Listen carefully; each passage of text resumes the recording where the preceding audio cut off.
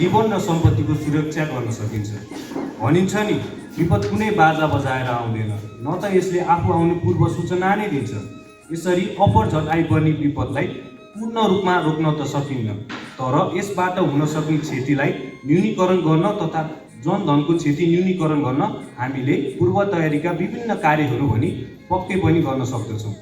विपद उद्धार कार्यलाई चुस्त र दुरुस्त बनाउँदै परेको बखत तुरुन्त परिचालित हुन सकियोस् भन्ने उद्देश्यले हामी उद्धारका कर्मीहरू यस विषयमा दक्षता हासिल गर्दै हरदम तयार बसेका हुन्छौँ। यस भिमाद नगरपालिका अन्तर्गत टार इलाकामा बाढीको खतरा रहेको, बेलभन्ज्याङ र पल्लावारी इलाकामा आगलागीको खतरा रहेको, थाने र डुम्रेबेसी इलाकामा पहिरोको खतरा रहेको छ। अब वृक्षरोपणको कार्यक्रम रहेको हुँदा भिमाद नगरपालिकाका मेयरज्यू, धर्मा माध्यमिक विद्यालयका प्रधानाध्यापकज्यू र श्री नम्बर 2 राजदलगढका गणपतिज्यूलाई वृक्षरोपण इलाकातर्फ प्रस्थान गरिदिनु हुन हार्दिक अनुरोध गर्दछौँ।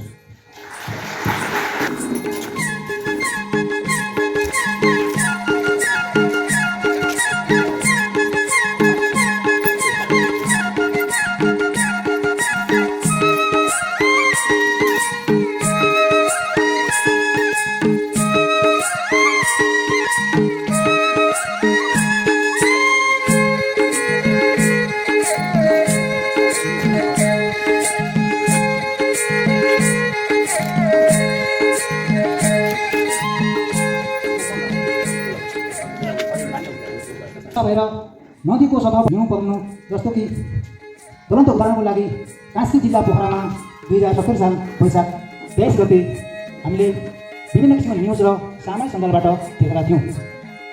आकस्मिक पहिरोले नदी थाप्नु, माटोको अविस्मरणीय क्षमताको कमीले गर्दा प्राकृतिक कारणले बाढी जाने गर्दछ।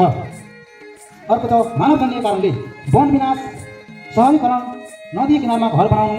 यसको ज्वलन्त उदाहरण 2079 साल वैशाख करेक्सन असार 1 गते काठमाडौँमा टेपु थापाथली त्यस इलाकामा बाढीले धेरै नै क्षति गरेको थियो।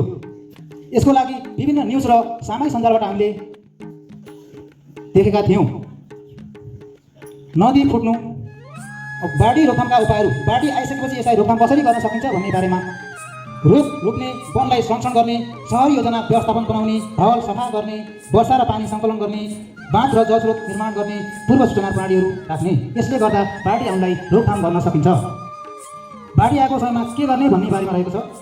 जानकारी लिने, सुरक्षित स्थानमा जाने, बाढीको पानीमा हिँड्नु हुँदैन, बिजुली र ग्यास बन्द गर्नुपर्छ, आपतकालीन झोला तयार राख्ने र अरूलाई पनि सहयोग गर्ने। यो कारणले गर्दा बाढी आएको समयमा हामीले यी कुरालाई आफूले पनि गऱ्यौँ र अरूलाई पनि गर्न पालना गर्न भने हामीलाई सजिलो हुन्छ, त्यसबाट दुर्घटना कम हुन्छ। बाढीपछि के गर्ने? घर फर्किनु अघि आधिकारिक र अनुमति दिएर मात्र घरमा जानुपर्छ। घरको अवस्था जाँच गर्नुपर्छ। घर गइसकेपछि सिधै घरमा बस्नु हुँदैन। घर बाढी आइसकेपछि के कस्तो छ भन्ने कुरा चेक गरी मात्र घरमा बस्नुपर्ने हुन्छ।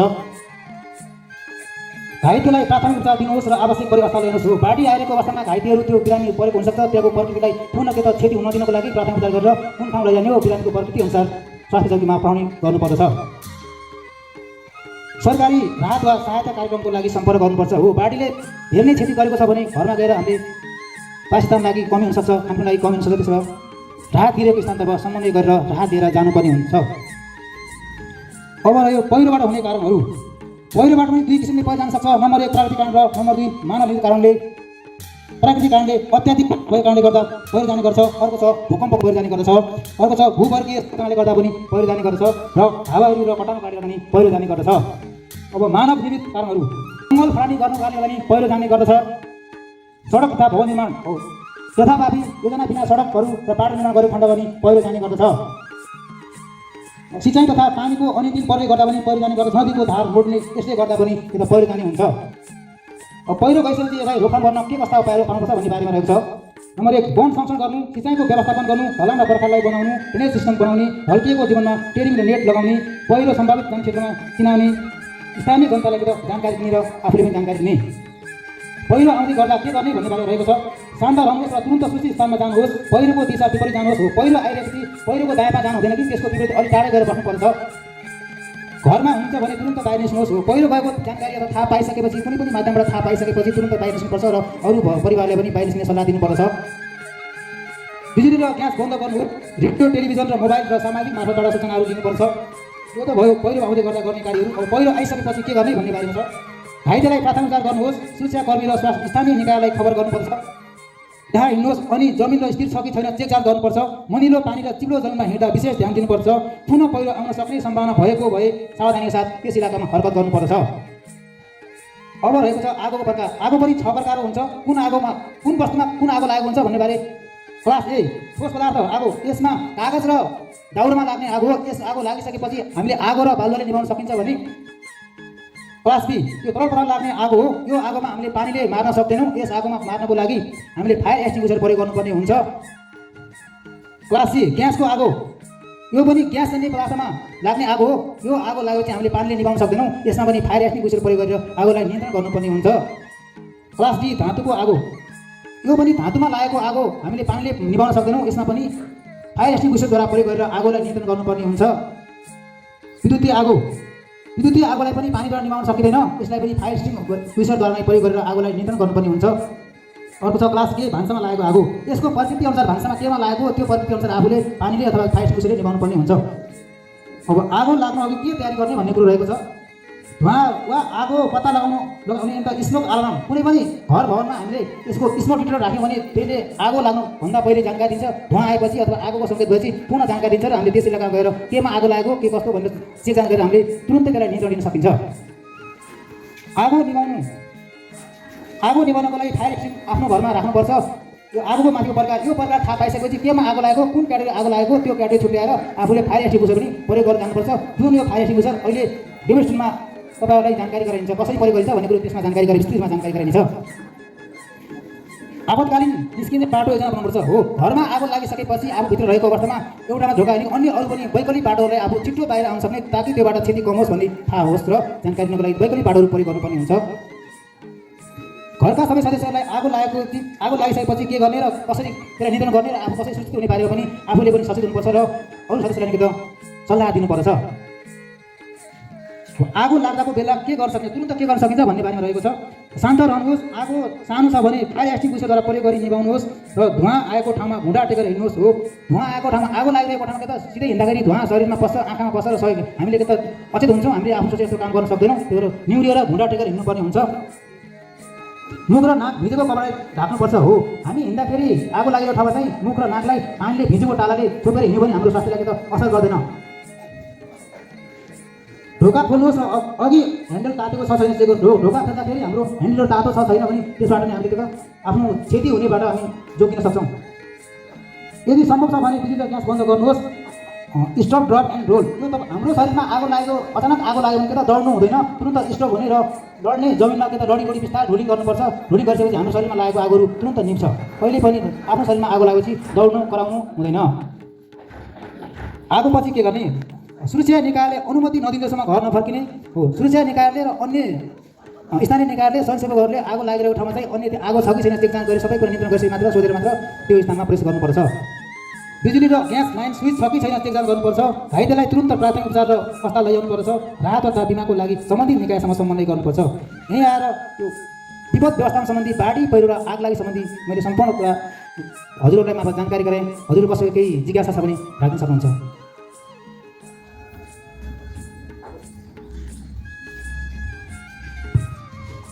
अब कार्यक्रमलाई विशेष गरी धर्म माध्यमिक विद्यालयको परिवार, स्थानीय सम्पूर्णहरूमा र विद्यार्थी भाइ बहिनीमा धेरै धेरै धन्यवाद ज्ञापन गर्न चाहन्छु। एकदमै सानो जस्तो लाग्छ, एकदमै पत्ताउन नसकिने किसिमको देखिन्छ, तर जब विपद आउँछ त्यो आफूलाई मात्र परेको संसारै खसे जस्तो लाग्छ।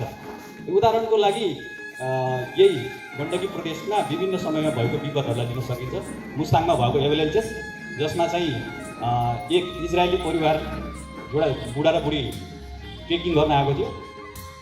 जब माथि मुस्ताङबाट माथि हाइकिङ गर्दै जाने क्रममा अचानक हिमपात भएर बुढा र बुढी तिनै हिउँले 50% पुगिसकेपछि श्रीमतीले चाहिँ श्रीमानलाई, इजरायली परिवारलाई नजिकको प्रहरीसँग गएर सहयोग लिनुहोस् भनेर पठाएपछि त्यतिखेरको समयमा उसँग भएको एउटा सेटेलाइट फोनले नजिकको नेपाली सेनाको क्याम्पमा आएर खबर गर्नको कारणले गर्दा 3 दिनपछि उसको श्रीमतीको लास फेला पऱ्यो। तर लास चाहिँ हिउँले पुगेको अवस्थामा करिब 25 मिटर हाइट भइसक्यो 3 दिनको अवस्थामा। अनि त्यस्तो अवस्थामा यदि हामीले पूर्व जानकारी पाएको खण्डमा, सतर्कता भएको खण्डमा जोखिमहरूबाट धेरै क्षति कम गर्न सकिन्छ। त्यसै गरी सेती नदीमा आएको बाढी तपाईँहरूलाई सबैलाई अवगतै छ। अचानक आएको जुन एभलान्चेस छ, हिउँको भागहरू गएर र विभिन्न धुलो कणहरू गएर सेती नदीलाई ब्लक गरेर राख्यो र अचानक त्यो फुट्नाले फ्ल्यास फ्लड भन्छ। त्यो फ्ल्यास फ्लडले 17 जनाको मृत्यु भयो, 50 जना मिसिङ भयो, करिब 6 करोडको धनजनको क्षति भयो। गाउँ नै स्वाइप गरेर लिएर गयो। यस्तो चिजहरूको पूर्व जानकारी हुन सकेको खण्डमा पुनः भन्छु म, यो हामीले चाहिँ क्षतिबाट न्यूनीकरण गर्न सकिन्छ। संसारमा विभिन्न देशहरूमा यस्तो हिम पहिरोबाट बाढीबाट आउनेलाई सूचना दिने प्रविधि पनि छ। जस्तै स्विजरल्यान्डको ज्युरिकमा 2005 मा गएको जुन स्विजरल्यान्ड पनि नेपाल जस्तै भूपरिचित देश हो, तर उनीहरूकोमा त्यो एभलान्चेसहरू आउन सक्ने सम्भावित ठाउँमा अलार्म राखेको थियो। 2 घण्टा अगाडि अलार्म जब हिउँ क्र्याक हुन थाल्यो, हिउँ क्र्याक हुँदाखेरिको जुन जानकारी पाएर त्यहाँ करिब 10,000 मान्छेको ज्यान गएको थियो। यस्तो चिजको प्रविधिले गर्दा धनजनबाट जोगाउनलाई धेरै नै मद्दत पुग्छ।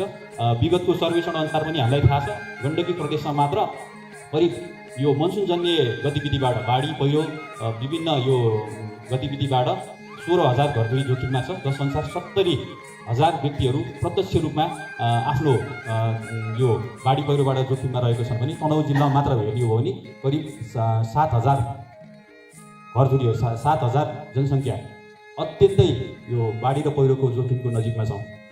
यो डेटाहरूलाई पनि हामीले एनालाइसिस गर्ने हो भने पनि र विगतमा भएको घटनालाई मध्यनजर गर्ने हो भने पनि अझै पनि हामीले सतर्कतामा केही मात्रामा कमी भएको हो कि भन्ने महसुस गरिएको छ।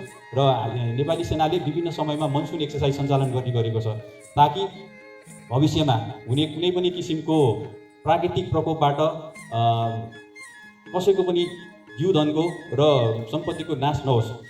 अघि लप्टन साहबले भने जस्तो विपद बाजा बजाएर आउँदैन, तर आइसकेको खण्डमा चाहिँ त्यसबाट चाहिँ हुन सक्ने अत्याधिक क्षतिलाई चाहिँ न्यूनीकरण गराउनु नै आजको कार्यक्रमको प्रमुख उद्देश्य हो। सबैले आफ्नो ठाउँबाट पहल गर्न सकेको खण्डमा त्यो क्षतिलाई अवश्य पनि त्यसलाई एड्रेस गर्न सकिन्छ। पहिलो चिज बुझ्नुपर्ने हामीले की रेस्पोन्डरको हो। स्थानीय जनता जहिले पनि की रेस्पोन्डरको रूपमा हुन्छन्। फर्स्ट रेस्पोन्डर जसले घटना देख्छ त्यो फर्स्ट रेस्पोन्डर हुन्छ। उसले कसरी रियाक्सन गर्छ त्यसले पनि त्यो घटनाले कतिको रूप लिन्छ भन्ने कुराको उदाहरण पनि हो।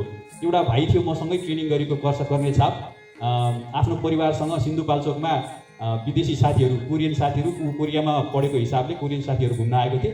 सिन्धुपाल्चोकमा सुकुटे बिच भन्ने एउटा एकदम प्रसिद्ध टुरिस्ट डेस्टिनेसन छ। त्यहाँ राति सुतिरहेको अवस्थामा उसलाई बिहानको 4 साढे 4 बजेको टाइममा थियो। अचानक त्यो इन्ट्युसन, मान्छेको इन्ट्युसनले गर्दा ऊ बिहान उठेर बाहिर यसो हेर्दाखेरि पहिरो आएको जस्तो सङ्केत लागेर ऊ बाहिर गयो। बाहिर गएर त्यहाँको वेटरलाई बोलाएर यो माथि पहिरो आउनु जस्तो छ कि के हो यो ठाउँ त भनेर उसको त्यो एउटा इन्डिकेसन चाहिँ त्यो आइसकेको कारणले गर्दा उसले सोद्धाखेरि होइन यो मोटामोटी यस्तै हो, प्रायः पहिरो आउँदैन यो ठाउँमा भन्ने दिएपछि ढुक्क भएर सुत्यो। तर बिहान 6:30 बजेको समयमा उसले ब्रेकफास्ट अर्डर गर्न जान्छु भनेर बाहिर गएर चाहिँ अर्डर गर्न जाँदाखेरि अचानक पहिरो आयो र कोरियन साथी र आफ्नो श्रीमती सुतिरहेको ठाउँमा उसले जोगाउन जाँदाखेरि कर्णेल साहब आफै नै त्यो पहिरोमा पुरिएर विदेशी कोरियन नागरिकसहित मृत्यु भएको घटना पनि छ। त्यही कारणले गर्दाखेरि यो विपदले कुनै पनि किसिमको दर्जा, र्याङ्क, बल, अधिकार, उमेर केही चिज पनि हेर्दैन र अति महत्त्वपूर्ण कुरा लापरवाही भन्ने चिज गर्नु हुँदैन। सानो लापरवाहीले गर्दाखेरि ठुलो घटना घट्न जान्छ र आजको यस कार्यक्रमको उद्देश्य पनि यही नै हो। तनहुँ जिल्लामा विशेष गरी भिमाद नगरपालिकाको विभिन्न स्थानहरू एकदमै संवेदनशील छन् र त्यो चिज गर्दै हाम्रो सानो प्रयासले, सानो अथक जनचेतनाले जीवधनको जोग्छ भने किन नगर्ने त, हामीले सचेतना कार्यक्रम किन नगर्ने त भन्ने उद्देश्यले आज यो कार्यक्रम सञ्चालन गरेको छ। यहाँको यत्रो उपस्थिति देखेर अत्यन्तै खुसी लागेको छ। पुनः पनि तपाईँहरूलाई धेरै धेरै धन्यवाद दिन चाहन्छु।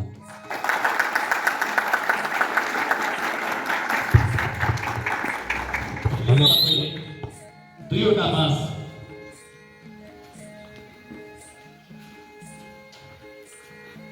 दुईवटा बाँसमा 9वटा म्याट्रेसहरू रोलिङ गरेर यी डोरीको सहायताले हामीसँग म्याट्रेस प्राप्त नभएको अवस्थामा केराको थामहरू हुन सक्छ। केराको थामहरूलाई एक आपसमा जोडेर हामी डेमोमा देखाएको माथि लैजाने ढुङ्गा 2 हातको सहायताले शरीरलाई पानीको किनारा आफ्नो शरीरलाई एकदम समानान्तर राखेर दुई हातको सहायताले हामीले डुङ्गा बनाएर पार गर्न सक्दछौँ। यसै डुङ्गामा हामी अशक्त हातको सहायताले सञ्चालन गर्न नसक्ने स्थितिमा वृद्ध, गर्भवती, बालबालिका कुनै सामानहरूलाई उद्धार गर्नु परेको खण्डमा देउमा देखाइ मुताबिक एकजना व्यक्तिले अगाडि तानेर दोस्रो व्यक्ति चाहिँ डुङ्गामा बसेर पार गर्न सक्दछौँ।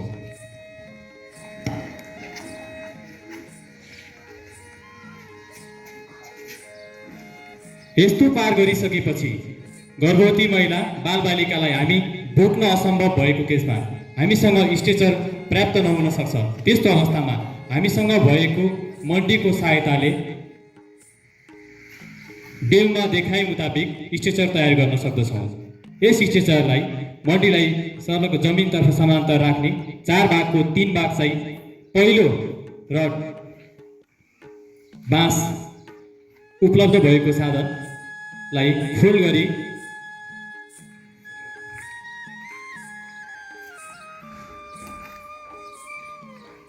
यति बेला देउमा देखाए अनुसार स्ट्रेचर बोक्ने व्यक्ति एकसाथ उठेर ताकि बिरामी लड्न नसकोस्।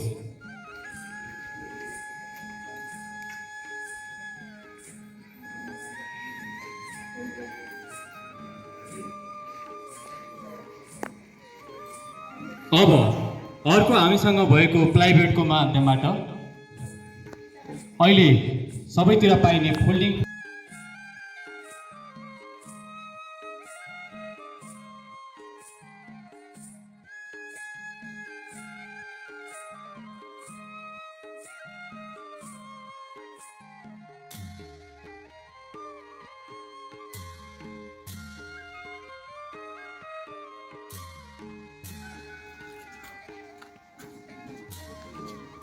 अब हामीसँग पाइने मिल्रो आजको बोतल, यसरी बोतलहरूलाई एक आपसमा डोरीको सहायताले जोडेर बीच आफ्नो शरीरको ब्यालेन्स मिल्ने गरी बीच कमरदेखि केही माथि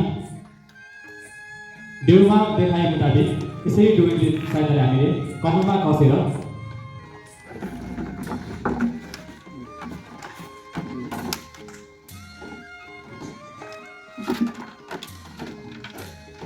अब उक्त बोतलले हामीलाई पानीको बहावले गर्दा हामीलाई शरीरलाई माथि लिन्छ र हामी डुब्नबाट पानीमा डुब्न कम हुन्छौँ र हामी केवल सजिलैसँग खोला पार गर्न सक्दछौँ।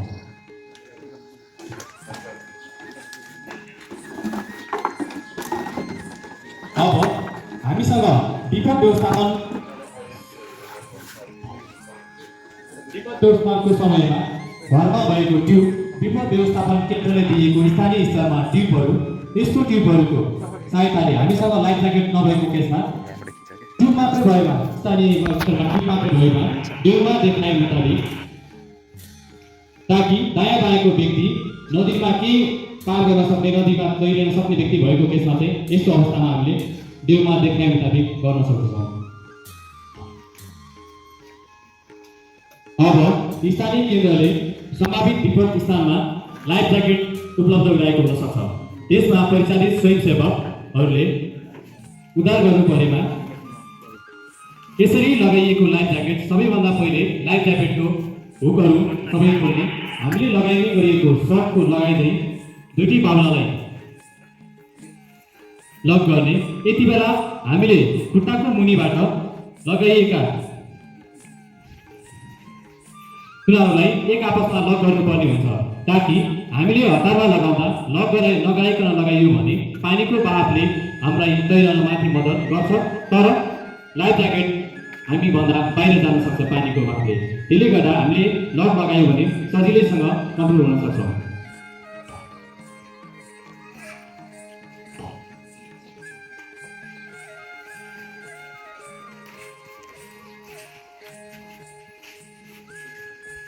अब हामीसँग भएको स्ट्रेचर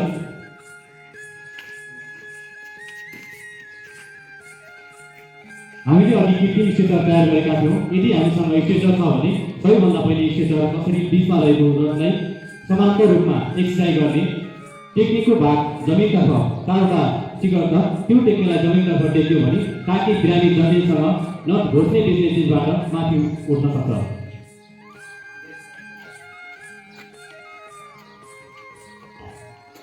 यति बेला स्टेसर हामीसँग लक गर्ने यदि बिरामी अत्यन्तै चोटपटकले छटपटाइरहेको अवस्थामा छ भने डोरीले अथवा त्यसमा भएको नयाँ स्टेसर कुनै पनि हामीसँग भएको कपडा देशले हामीले बाँध्नुपर्ने हुन्छ। बाँध्दा दुवै रातलाई डोरीको माथि राख्ने।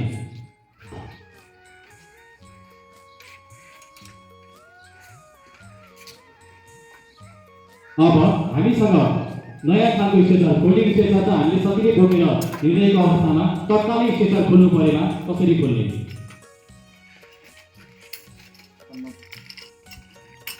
यस्तो अवस्थामा स्टेसनमा भएको व्हिलहरूलाई जमिनतर्फ टेकाउने, स्टेसनमा बिरामीलाई राख्ने र यति बेला दुवै हात माथितर्फ पारेर लकलाई ताकि बिरामीलाई चोटपटक कुनै पनि ब्लड धेरै मात्रामा बगिरहेको छ, बिरामी छटपटाएर हामी हतारमा दौडिरहेको अवस्थामा बिरामी लड्न सक्छ।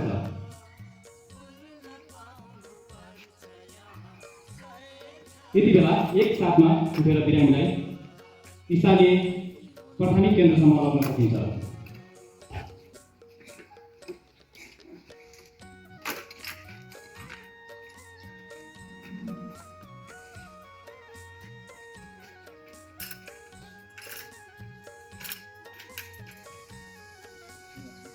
अब हामीसँग ठीक साबित छ। पहिलो गएको ठाउँमा तत्कालै बिरामी उद्धार गर्नु परेमा सानो बाटो परि चाहिँ एम्बुलेन्स अथवा कुनै पनि सानो गाडीहरू तत्कालै लैजानु परेमा ठीक साबितको सहायताले हामीले बाटोहरूमा बन्चाएर एम्बुलेन्समा लैजान सक्दछौँ।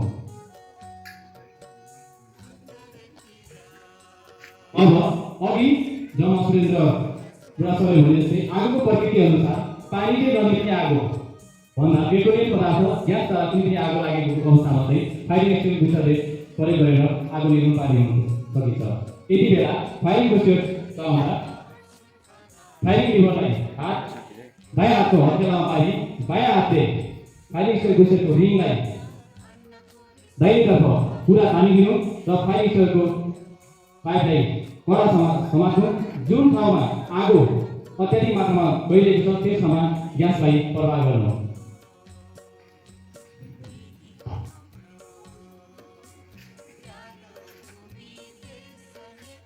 तत्कालै हामीसँग उपलब्ध नभएमा पानी नभएको केसमा यस्तो अवस्थामा कतिपय केसमा धारहरू फायरिङ पिटले हामीले आगोलाई जमिनमा लेसेर पनि मार्न सक्छौँ।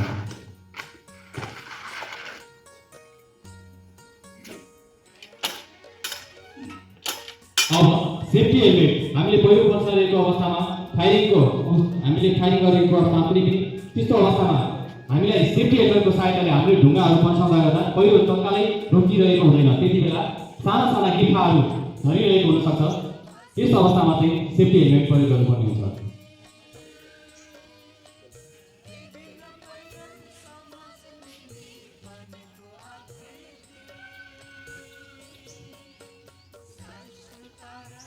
यस्तो अवस्थामा हेलमेटको सहायताले आँखाको अगाडि ग्लासले गर्दा आँखामा आउने धुलो पहिरोले गर्दा धुलो आउन सक्छ, त्यसमा पनि रोक्ने काम गर्दछ।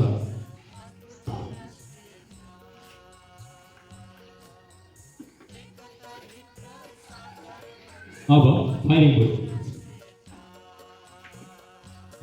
यस्तो अवस्थामा फायरिङ आगो तत्कालै फैलिरहेको छ, त्यसमा चाहिँ भित्र रहेको एकदम कडा चिजलाई आगो निर्भर पार्नु परेमा उक्त बुटको सहायताले हामीले केही मात्रामा आगोलाई टेकेर अगाडि जान सक्दछौँ।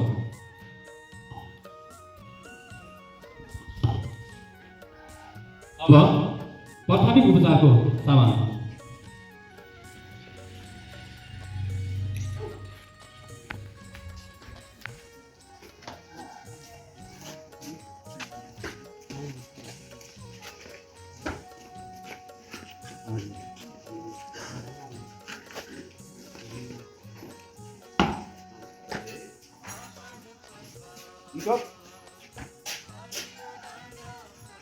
विपद व्यवस्थापनमा विपदमा परि घाइते भएका बिरामीहरूलाई उपचार गर्नको लागि हामीसँग फर्स्ट एड बक्समा भएका सामानहरूको नाम र यसको काम। सुरुमा सर्जिकल ग्लोभ, यसले कुनै पनि घाइते भएका बिरामीहरूलाई चोटपटक लागेको बेलामा उपचार गर्ने व्यक्तिले कुनै पनि घाउहरूमा फोड नहोस् भन्नको लागि सर्जिकल ग्लोभ्स प्रयोग गरिन्छ। आइभी क्यानुला यसले कुनै पनि पोलिएर घाइते भएका बिरामीहरूलाई पानीको कमी हुने भएकोले नर्मल सलाइनहरू दिनको लागि आइभी क्यानुला नसामा लगाइन्छ। इजिफिक्सले आइभी क्यानुलालाई फिक्स गर्नको लागि प्रयोग गरिन्छ। आइभी सेट नर्मल सलाइनलाई मानव शरीरमा पानी पुर्याउनको लागि बोतलबाट आइभी क्यानुलामा जोडिन्छ। नर्मल सलाइन यो कुनै पनि घाउहरूमा सफा गर्नको लागि पनि प्रयोग गरिन्छ भने यसले शरीरलाई पानीको मात्रा पुर्याउनको लागि यो नसाद्वारा दिइन्छ। बेटाडिन यो घाउहरू सफा गर्नको लागि प्रयोग गरिन्छ। रोलर ब्यान्डेज यो कुनै पनि घाउहरू भएको बेलामा रोल गरेर बाँध्न सकिन्छ। गजपिस घाउहरूमा ठुलो घाउहरू भएको ठाउँमा प्याडको रूपमा प्रयोग गर्न पनि सकिन्छ र यसले सफा गर्न पनि सकिन्छ। कटन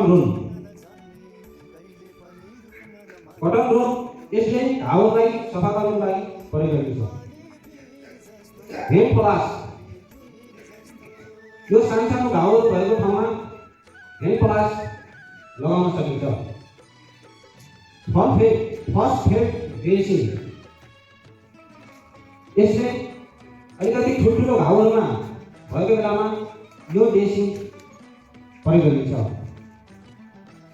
क्रेप ब्यान्डेज कुनै पनि हात खुट्टा मर्किएको समयमा यो क्रेप ब्यान्डेज लगाइन्छ। टर्निक्विक कुनै पनि धेरै ब्लिडिङ भएको समयमा आँटीहरूलाई बन्द गर्नको लागि घाउभन्दा माथि टर्निक्विक लगाइन्छ। अब औषधिहरू पारासिटामोल यो कुनै पनि ज्वरोहरू दुखाइहरू भएको बेलामा दिइन्छ। बुराफिन यो पनि दुखाइ भएको समयमा बिरामीहरूलाई पीडा नहोस् भन्नको लागि दिइन्छ। बुस्कोपान यो पेटहरू दुखेको बेलामा प्रयोग गरिन्छ। मेट्रोनिडाजोल यो पखलाहरू लागेको बेलामा प्रयोग गरिन्छ। पेन्टो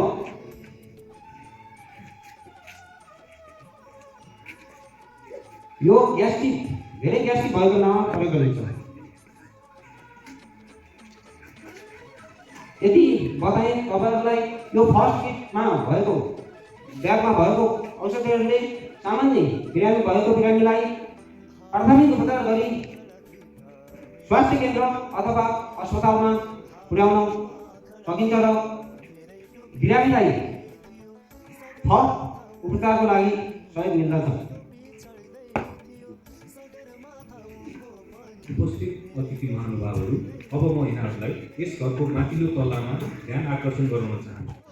मेरो टोपी खोज्दै गए सागरदेखि सागरसम्म, मेरो टोपी खोज्दै गए सागरदेखि सागरसम्म, जहाँ पनि जहिले पनि यो त अघि बढ्दै थियो। यो मेरो टोपी हो, मेरो टोपी हितैको साथी जस्तो, मेरो टोपी आमाको छाती जस्तो, मेरो टोपी हितैको साथी जस्तो, आमाको छाती जस्तो, दुःख सुखमा काम लाग्ने, नेपालीको नाम लाग्ने मेरो टोपी, आफ्नो सन्तान चिनाउने जन्मेको पापी जस्तो, यो मेरो टोपी हो।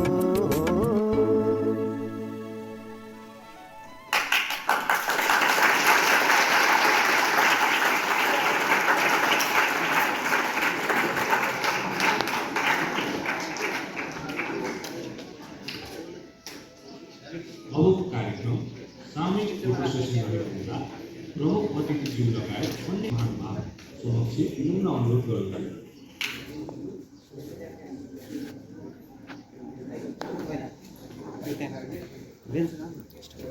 कार्यक्रममा आफ्नो व्यस्त समयको बावजुद पनि यस कार्यक्रममा सहभागी हुनुभएकोमा यस कार्यक्रमका प्रमुख अतिथि एवं अन्य सम्पूर्ण अतिथि महानुभावहरूमा श्री नम्बर 2 राजदल गण परिवार हार्दिक आभार प्रकट गर्दछौँ।